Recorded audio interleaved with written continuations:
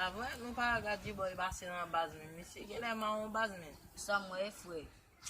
Mon chè, misi maron baz men. Se fin pa nan proje ave non, misi gate proje a fwe.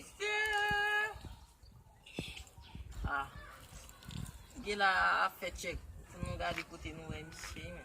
E sa bon fwe. Sa e ba gadi boy.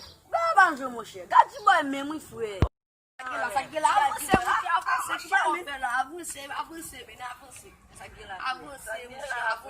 maron baz net men. E pa maron baz men si ou ba ekilive monshe. Kanye la fwe monshe.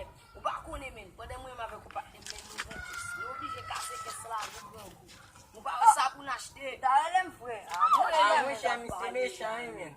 Pwede nou kase kes la men. Nasou ma, nasou sak pal. Oh, ta e men nou mwen chè. Oh, men mi sak pali. Sak pali sa men. On bonjou men, nou chachon kode. Nou fon kode farin, fon sel green boy. Fini men, nou chak fe visi avem.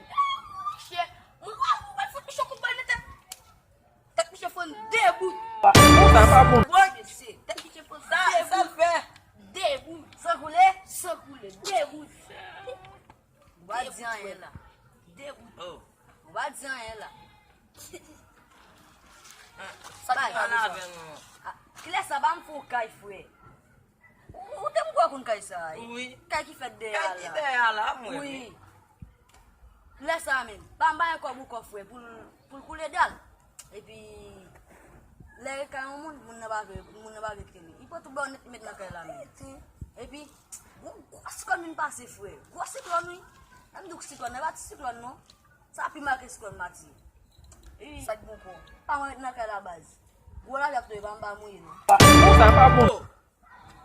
Ba diyan yon la. Imagino malgo na aif. Mwen ba jeti moun se freko. Mwen yon bezon yon zak fresko. E pi mach ton fresko. Mwen ba mande mzal gen. Sa fresko a gen. Fresko a vaga. Sony. Anan fe ton gen. Nan e ten. E ba nou krasi bas. A, monshe.